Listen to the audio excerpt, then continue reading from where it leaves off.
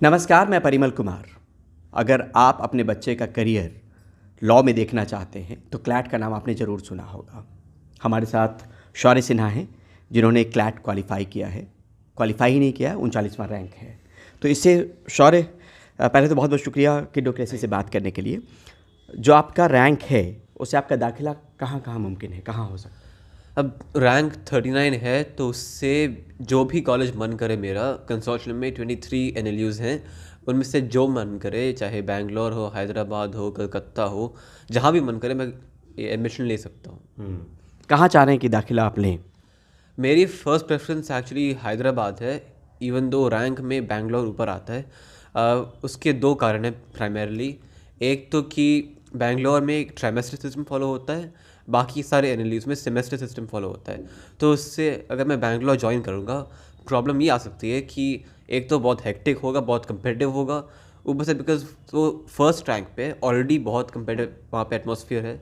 दूसरा, वहाँ पे इंटर्नशिप्स करने के लिए टाइम थोड़ा सा कम मिल जाएगा क्योंकि ट्राइमेस्टर्स हैं, तो वही पढ़ाई ज़्यादा एक्टिव हो जाएगी।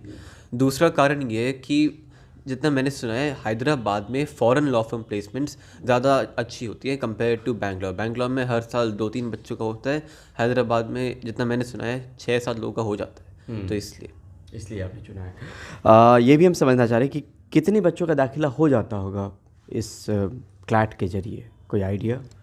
अब टोटल सीट्स रफली 2,700-3,000 के आसपास होती है, मुझे एग्जैक्ट फिगर नहीं याद है अभी। उसमें जनरल आधा हो जाएगा उसमें। लेकिन वो तो हो गया सारे 23 कॉलेजेस के लिए। जो ड्रीम कॉलेजेस हैं, जो एस्पिरेशनल कॉलेजेस हैं, उसके लिए जनरल सीट्स 500-600 ही हैं और एप्लीकेंट्स हैं 80,000 के आसपास। तो कंपेरेटिव तो है बहुत। पहला अटेम्प्ट ही था आपका? हाँ, पहला अटेम्प्ट ही था, अभी भी 12th में ही हूँ। तो अब ये हम समझना चाहते हैं कि अगर कोई स्टूडेंट क्लैट को लेकर मन में ये सोच रहा हो कि उसकी तैयारी करनी चाहिए, क्योंकि आपका पहला अटेम्प्ट है, रैंक अच्छा है, कैसे गाइड कर पाएंगे? अगर थोड़ा डिटेल में अगर गाइड करें किसी को भी, क्योंकि सेलेक्टिव होना बहुत ज़रूरी है। देखिए, मेरे पास मेनली दो ही सबसे बड़े एडवाइस हैं। पहला तो ये है कि मुझे बचपन से इंटरनली चाहिए था कि हाँ, मुझे क्लैट ही करना है, मुझे लॉ में ही जाना है। तो इसलिए मुझे कभी मोटिवेशन के लिए दिक्कत नहीं हुई। कोई फोर्स करने की ज़रूरत नहीं पड़ी कि पढ़ो ही पढ़ो। खुद मन लगा पढ़ने का तभी पढ़ा है। दिवाली के दिन भी मैं 9 घंटा पढ़ाई किया क्योंकि मेरा मन किया पढ़ने का। तो जब तक वो नहीं होगा ना, बहुत मुश्किल होगा, चाहे क्लैट हो चाहे कुछ और भी एंट्रेंस एग्ज़ाम हो। अगर क्लैट में ये मोटिवेशन इंटरनली नहीं आ रहा है, तब मैं कहूँगा तुम्हारे लिए वो फील्ड अच्छी नहीं है, कुछ और खोजो जहाँ पे मिल रहा है वो मोटिवेशन। मुझे बचपन से मिल रहा था, मैंने 8th क्लास में फ़िक्स कर लिया था कि मुझे लॉ ही करना है, तो मुझे इसकी कोई दिक्कत हुई नहीं। मैं स्कूल से एब्सेंट होकर क्लैट के लिए पढ़ता था बिकॉज मेरे लिए ज़्यादा फोकस क्लैट पे ही था, इवन कंपेयर टू स्कूल का जो पढ़ाई है।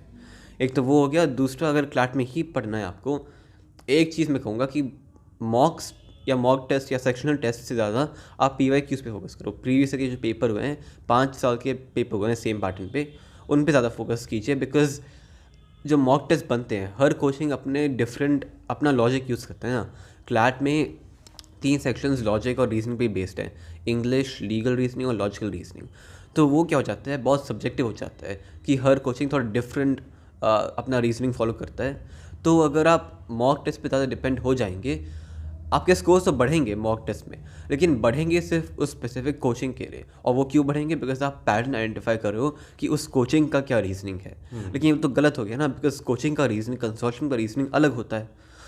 तो और एक और चीज़ होती है कि टुवर्ड्स द एंड, मतलब दिसंबर आते आते, एग्ज़ाम के 1 महीने पहले होते होते, इतने सारे मॉक टेस्ट बना रहे होते हैं कोचिंग्स, मतलब हर हफ्ते 2-3 मॉक टेस्ट बना रहे होते हैं 120 क्वेश्चंस के, कि गलतियाँ आ जाती हैं, बहुत गलतियाँ आ जाती हैं।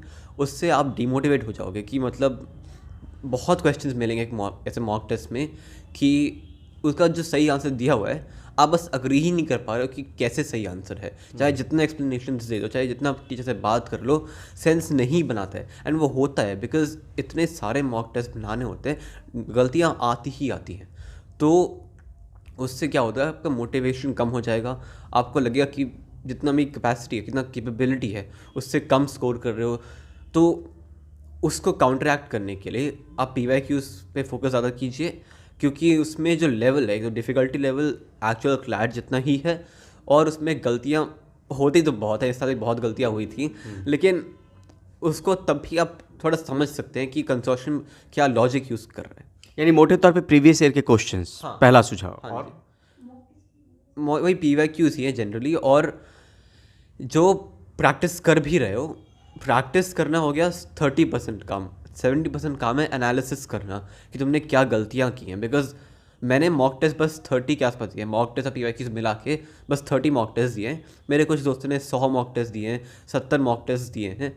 उसका वो थोड़ा सा ज़्यादा हो जाएगा, बिकॉज फिर आप हर एक गलती को प्रॉपरली आइडेंटिफाई नहीं कर पाओगे, हर एक गलती को एनालाइज नहीं कर पाओगे, तो उससे फ़ायदा क्या हुआ? आपने इतने मॉक टेस्ट दे दिए, लेकिन अगर आप गलतियाँ आइडेंटिफाई नहीं करो तो उसका फ़ायदा क्या? आप एग्जाम में वही गलतियाँ बनाओगे।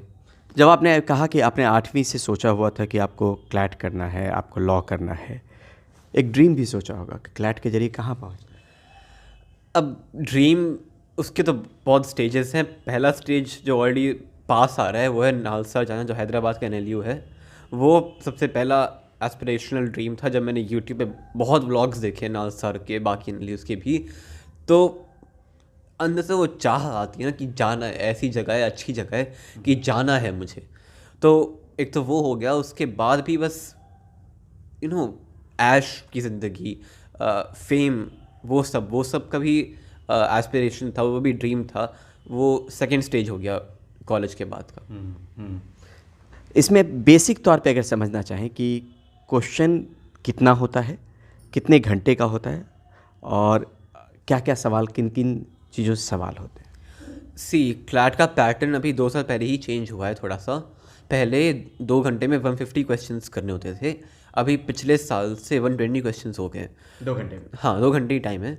तो उसमें अब गेम ज़्यादा हो गया एक्यूरेसी का रादर देन स्पीड का। पहले कुछ क्वेश्चन छोड़ भी सकते थे, ज़्यादा इतना दिक्कत नहीं होता, अब तो हर मिनट के लिए एक, हाँ, हर के पास एक क्वेश्चन है। हाँ, 1 मिनट में करना पड़ता है जी। तो जितना अटेम्प्ट कर सको उतना अच्छा है। पर उसमें भी ये कि अगर थोड़ा इजी लेवल पे आ गया पेपर, तभी सारे अटेम्प्ट्स करो। इस साल का पेपर थोड़ा इजी लेवल पे था, तो मैंने 119 अटेम्प्ट किए थे। 119? हाँ, 120 में से। तो अब बाद में देखा होगा कि वो उसमें कितने सही हुए, वो भी कर पाए। हाँ, देख पाए। वो तो प्रोफेशनल आंसर की वगैरह से चेक किया मैंने, तो अच्छा तो स्कोर आया, तभी मैं यहाँ पे बैठा हूँ। नेगेटिव मार्किंग भी है? हाँ, नेगेटिव मार्किंग 0.25 की है। अच्छा, और 4 में 1 आपका चला है। हाँ, तो अगर तुक्के भी मारने हैं तो 4 मारो, उसमें तभी पॉजिटिव में ही आएगा 0.25। तो एक्चुअली ये बहुत जेन्युइन स्ट्रैटेजी है कि अगर मान लो अटेम्प्ट्स कम हो रहे हैं, मान लो अगर इजी लेवल पे पेपर है तो बस 100 अटेम्प्ट्स हो पा रहे हैं, तो और 10-20 बढ़ाने के लिए तुक्के मार लो, सही ही हो। लेकिन 4 में तुक्के मत मारो, 2 में कंफ्यूजन हो तब तुक्के मारो ना। अब ऑफ कोर्स, अब तुक्का अलग चीज़ है, स्मार्ट तुक्का अलग चीज़ है। मैं ये नहीं कह रहा हूँ कि बस ABCD लिख दो, वो तो अलग चीज़ हो जाएगी। लेकिन ये स्ट्रेटजी भी आपको फॉलो करनी पड़ेगी। अगर 2 में से आपको लग रहा है कंफ्यूजन है, तब तो ज़रूर अटेम्प्ट करो। हाँ, दिमाग लगाना चाहिए। और ये है कि जो पैटर्न क्लैट का है वो पैसेज बेस्ड है, कि आप हर एक सेक्शन में आपको एक पैसेज दिया जाएगा 450-500 वर्ड्स के आसपास का, एंड उसके बाद 5-6 क्वेश्चंस उस पैसेज से रिलेटेड आएंगे। ये हर एक में 5 सेक्शन है क्लैट में। इंग्लिश है, GK है, मतलब CA इंक्लूडिंग GK है, लीगल रीजनिंग है, लॉजिकल रीजनिंग है, और मैथमेटिक्स है। हर एक में पैसेज होगा और 5-6 क्वेश्चन उसके बाद उस पैसेज बेस्ड आएंगे। अब मेरा सवाल ये है कि कभी कम्पिटिटिव एग्ज़ाम की तैयारी हमने भी की, तो जो मैथमेटिक्स है वो 10th तक का ही पूछा जाता है? 10th भी पहले का ही मैं कहूँगा। इस साल का मैथ्स परसेंटेज वगैरह ही आया था ज़्यादातर, तो वो तो एकदम बेसिक लेवल है। मतलब बाकी एंट्रेंस एग्ज़ाम में भी जो मैथ्स आता है उससे भी आसान ही कहूँगा, बट वो अगेन डिपेंड करता है पेपर कैसा आता है। आई थिंक 23 का पेपर था, उसमें मैथ्स थोड़ा डिफिकल्ट आ गया था, बट वो जनरली नहीं आता है। थोड़ा ढंग का कर लो काफ़ी होगा। लेकिन 10वीं तक का मैथ अगर आप कर ले तो आपके लिए वो काफ़ी तो बहुत है, उतना कर लो तो एकदम सेफ रहोगे कि हाँ कुछ भी आ जाए, चाहे जितना हार्ड हो जाए, तब भी स्कोर अच्छा ही आएगा मैथ्स में। तो मैथ हो गया, और ख़ास तौर पे जहाँ से हम हैं, बिहार से, बिहार के बच्चे भी इसमें कम्पिटिटिव एग्ज़ाम में तैयारी करते हैं। पुराने वक्त की बात याद है कि अंग्रेज़ी में बहुत दिक्कत होती थी। अंग्रेज़ी को लेकर अगर आप कह पाएँ, आपकी स्कूलिंग तो मान लीजिए इंग्लिश मीडियम से हुई, फिर भी अगर थोड़ा गाइड कर पाएँ कि इंग्लिश को लेकर कैसे तैयारी करें। इंग्लिश के कितने क्वेश्चंस होते हैं? 24 होते हैं आई गेस क्वेश्चंस इंग्लिश के, एंड मैं तो बचपन से इंग्लिश पे थोड़ा वो रहा है, स्ट्रॉन्ग कमांड रही है मेरी, तो मुझे ज़्यादा दिक्कत नहीं होती है। बट दो चीज़ें इंग्लिश में मैं आई गेस मैंने आइडेंटिफाई किया है कि क्यों मेरा उसमें इतना प्रॉब्लम नहीं होता है। पहला तो रीडिंग स्पीड बहुत इंपॉर्टेंट है, नॉट जस्ट इंग्लिश के लिए, पूरा क्लैट पैसेज बेस्ड है ना, तो उसमें रीडिंग स्पीड अगर तेज़ नहीं होगी तो क्वेश्चन ही नहीं देख पाओगे, क्वेश्चन छूट जाएंगे। वो कर नहीं सकते हो बिकॉज क्वेश्चंस कम हो गए हैं, 120 क्वेश्चंस है। अब जितने अटेम्प्ट कर सकते हो करने पड़ेंगे। तो सबसे बड़ा है रीडिंग स्पीड, और उसके लिए न्यूज़पेपर रीड कर सकते हो, नॉवेल्स रीड कर सकते हो, जो भी मतलब एक एंट्रेंस एग्ज़ाम के रीडिंग लेवल के ऊपर हो। मतलब इतना भी नहीं कि मतलब शेक्सपियर पढ़ना पड़ जाए, लेकिन इतना आसान भी नहीं कि उससे कुछ फ़ायदा ना हो। एक तो वो रीडिंग स्पीड हो जाए, और दूसरा कि कॉन्टेक्स्ट, मतलब जो सेंटेंस दिया हुआ है, अगर मान लो कुछ वर्ड नहीं समझ में आ रहा है या एक सेंटेंस का मीनिंग समझ में नहीं आ रहा है, उसको कॉन्टेक्स्ट से डिराइव कर सकते हो। कि मान लो कोई टफ वर्ड है सेंटेंस में, समझ नहीं आ रहा, आगे का सेंटेंस देखो, पीछे का सेंटेंस देखो, गेस कर मीनिंग लगा सकते हाँ गेस कर सकते हो क्या मीनिंग है। बस वर्ड्स के लिए नहीं, सेंटेंसेस के लिए भी, कि ये थोड़ा कॉम्प्लेक्स सेंटेंस अगर हो गया, पूरा पैसेज को देखो कि जनरल आइडिया क्या है पैसेज का, तो उससे एक रफ गेस कर सकते हो कि सेंटेंस का क्या मीनिंग होगा। यही आई गेस मेन था। रीजनिंग कभी पढ़े तो नहीं होंगे, मतलब क्लास का हिस्सा ही नहीं रहा करिकुलम का, लेकिन रीजनिंग की तैयारी कैसे की फिर इसमें? रीजनिंग बोथ लॉजिकल रीजनिंग भी, लीगल रीजनिंग भी ज़्यादातर होते हैं प्रैक्टिस का खेल। बिकॉज कॉन्सेप्ट्स लॉजिकल रीजनिंग में थोड़े बहुत तो हैं कि मतलब अजम्पशंस क्या होते हैं, इन्फरेंसेस क्या होते हैं, कंक्लूजन्स क्या होते हैं, लेकिन प्रॉब्लम कॉन्सेप्ट याद करने में नहीं आती है ना। क्लैट जो एग्ज़ाम है वो एप्टीट्यूड बेस्ड है, एप्लीकेशन बेस्ड है, तो प्रॉब्लम आती है अप्लाई करने में। बिकॉज वही दिक्कत वही होती है ना, दिमाग नहीं चलता है, शार्प नहीं होते हो, तो थोड़ा लॉजिक दिमाग से चला जाता है। तो वो कैसे ठीक होगा? वो प्रैक्टिस से ही ठीक होगा, कि इतनी बार प्रैक्टिस करो कि हर एक छोटी छोटी चीज़ तुम नोटिस कर पाओ और उसको अवॉइड कर पाओ। जो भी ट्रैप्स होते हैं वो अवॉइड करने के लिए प्रैक्टिस ही है। तो मतलब मैंने आई गेस एक ही घंटा पूरे प्रेपरेशन में कॉन्सेप्ट्स पे लगाई थी, बाकी सारा प्रैक्टिस किया है। तो वो इम्पॉर्टेंट है कि प्रैक्टिस करो, जितना कर सकते हो प्रैक्टिस करो। इसमें मॉक टेस्ट भी दो, सेक्शनल्स भी दो, PYQs भी दो, बट हाँ जैसे मैंने कहा था कि स्कोर्स पे दिल पे मत लेना ज़्यादा स्कोर्स मॉक टेस्ट के, बिकॉज वो एक्चुअल क्लैट से कम्प्लीटली अनरिलेटेड होते हैं। मेरे मॉक टेस्ट में लास्ट 70 आए थे आउट ऑफ 120, 70 से 97.5 चला गया वही बड़ी बात है। तो वही ये भी हम समझना चाह रहे हैं कि इसमें हो गया रीजनिंग, हो गया मैथमेटिक्स, हो गया इंग्लिश, हो गया यही, और कुछ और जीके करंट अफेयर्स के लिए क्या न्यूज़पेपर पढ़ना, जो करंट में हैपनिंग है उसी से आए हैं या ट्रेडिशनल? अब देखिए क्लैट पिछले 2 साल से थोड़ा सा अतरंगी हो रहा है कि करंट अफेयर्स कम हो गया है, रीडिंग कॉम्प्रिहेंशन कम हो गया है, कि बहुत सारे आंसर्स पैसेज में ही दिए हुए रहते हैं। इसका भी पैसेज ही होता है कॉम्प्रिहेंशन? हर सेक्शन पैसेज बेस्ड है, मैथ्स भी पैसेज बेस्ड है। ओके। तो इसमें क्या हो गया है पिछले 2 साल से कि क्वेश्चंस के आंसर्स पैसेज में ही दिए हुए हैं, तो पैसेज पढ़ के ही आंसर निकाल सकते हो। कुछ है कि हाँ थोड़ा एक्स्ट्रा नॉलेज है, लेकिन अब मुझे पता नहीं अगले साल कैसे होगा क्लैट। अगर ढंग का क्लैट हो, जैसे पैटर्न चेंज होंगे, पहले बहुत अच्छा ये क्लैट हो रहा था, अगर वैसा हो तब तो ये प्राइमरी फोकस ये पे रहना चाहिए, करंट अफेयर्स पे रहना चाहिए। तो उसके लिए मंथली कंपेंडियम्स आते हैं बहुत सारे कोचिंग्स के, वो कर सकते हो। लोग कहते हैं कि न्यूज़पेपर रीड करो हर रोज़, मैं वो सजेस्ट नहीं करूँगा अनलेस तुम्हारी रीडिंग स्पीड बहुत कम है। तो उससे अगर रीडिंग स्पीड कम है और न्यूज़पेपर पढ़ रहे हो तो उससे 2 चीज़ें एक साथ हो जाएंगी ना, कि करंट अफेयर्स भी हो रहा है एंड इंग्लिश का रीडिंग स्पीड भी बढ़ रही है। तो अगर वैसा है तब न्यूज़पेपर्स हाँ पढ़ो, लेकिन अगर ऑलरेडी लग रहा है कि इंग्लिश में थोड़ा ठीक ठाक हो, तब न्यूज़पेपर पढ़ने से क्या होगा, टाइम वेस्ट हो जाएगा। बिकॉज एक दिन में मैक्सिमम 2 बड़ी खबरें आती हैं, तो उन 2 बड़ी खबरों के लिए पूरा 10 पेजेस का न्यूज़पेपर पढ़ोगे, बहुत टाइम वेस्ट होगा। उससे अच्छा क्या है, बहुत सारी कोचिंग्स मंथली कंपेंडियम्स निकालती हैं, बड़ी जो खबरें हुई हैं उनका मंथली या कंपेंडियम। आप मैगजीन भी ले सकते हो। हाँ वही कंपेंडियम वही हो गया कि हर महीने एंड ऑफ द मंथ के या फिर अगले महीने के पहले हफ्ते में ही ये कंपेंडियम आ जाएगा कि उस महीने क्या क्या बड़ी चीज़ें हुई हैं, उसको एक बार रीड कर लो, और एग्ज़ाम के पहले एक बार फिर से रीड करके रिवाइज कर लो, वही काफ़ी होगा। मेरे भी वही काफ़ी है। ये हो गया CA का पार्ट, लेकिन GK का भी पार्ट होता है कि इस साल इस पे सिविल डिसोबीडियंस मूवमेंट पे क्वेश्चन आ गया था, पिछले साल जलियांवाला बाग मैसकर पे क्वेश्चन आ गया था, तो GK भी इम्पॉर्टेंट है। इसमें थोड़ा सा फ़ायदा उनको हो जाता है जो कि आर्ट्स स्ट्रीम से हैं, क्योंकि उसमें हम लोग ऑलरेडी पढ़ रहे हैं, स्कूल में ही पढ़ रहे हैं ये सब हिस्ट्री में, तो मुझे जीके अलग से पढ़ने की ज़रूरत नहीं पड़ी। लेकिन अगर आप आर्ट स्ट्रीम से नहीं है तब थोड़ा जो 10th तक का है सारे सब्जेक्ट्स का, साइंस भी हो गया, एनसीईआरटी खास हाँ एनसीईआरटी ही 10th तक का सब एक बार रिवाइज कर लीजिए, काम आएगा। इस साल सिविल डिसोबीडियंस मूवमेंट आ गया था, बहुत बच्चों को नहीं आया था, जबकि बहुत आसान क्वेश्चन थे, क्योंकि उन्होंने रिवाइज नहीं किया, तो उन्होंने पढ़ा नहीं था, उनको लगा नहीं था कि ऐसे क्वेश्चन भी आ सकते हैं। बट सेक्शन का नाम ही है current affairs including general knowledge, general knowledge में स्टैटिक जनरल नॉलेज भी आती है। तो इस ऐसे आपके और कितने दोस्तों ने दिया था एग्ज़ाम, और आपको क्या लग रहा है कि उनकी क्या स्थिति रही? और 2-3 दोस्तों ने दिया था और क्लास में से और बच्चों ने भी दिया है। हाईएस्ट मेरा ही है। कुछ बच्चों का नहीं हो पाया, कुछ एक मेरे दोस्त है उसका अभी फाइनल नहीं कौन सा NLU मिलेगा, लेकिन जिस रैंक आई है उसके हिसाब से उसको RMNLU लखनऊ के आसपास हो सकता है, जो कि नंबर 7 पे है। और हाँ मैं ही हाईएस्ट हूँ और उसका एक लखनऊ मिल रहा है, बाकी कोई क्वालिफाई नहीं कर पाया। आमतौर पे जब दोस्तों से बात हुई होगी या देखा होगा, या हो सकता है साथ में मिलते भी रहे होंगे तैयारी के वक्त में, कहाँ पे कमी रह रही है लोगों की, वो आपने ऑब्जर्व करने की कोशिश की कि कहीं पे डर लग रहा हो, कमी यहाँ पे है, वो उसको दूर नहीं कर पा रहे हो?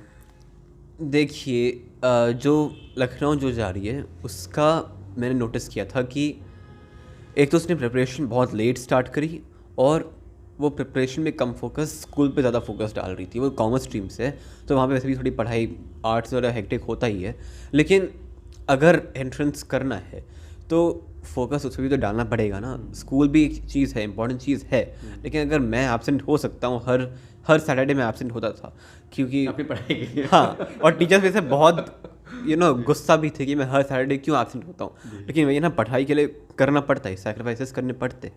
तो एक तो वो हो गया कि ये भी एक स्ट्रैटेजी का हिस्सा ही है। हाँ ये स्ट्रैटेजी का ही हिस्सा है कि अपनी एनर्जी बहुत लिमिटेड है, वो सोच समझ के डालना होता है कि कहाँ डालो। अगर स्कूल में बहुत डाल दोगे या फिर स्कूल के लिए बहुत टेंशन करोगे तब वो क्लैट में भी थोड़ा असर आ सकता है।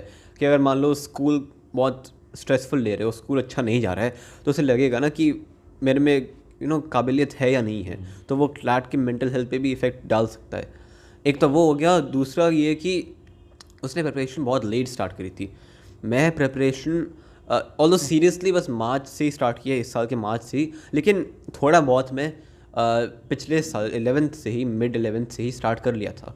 तो उससे ये हुआ कि टुवर्ड्स द एंड बहुत बैकलॉग हो जाता है, स्पेशली करंट अफेयर्स का, बिकॉज हर महीने 200 पेजेस का कंपेंडियम्स आता है, उसको पढ़ना होता है। तो जिन लोगों ने उसको फॉलो नहीं किया, जो हर महीने नहीं कर रहे हैं, उनके लिए बहुत दिक्कत हो जाती है, बिकॉज सब कुछ लास्ट में करना है, मॉक टेस्ट भी सारे करने हैं, प्रैक्टिस भी करनी है, रिविजन भी सारे करने हैं, बहुत दिक्कत हो जाती है।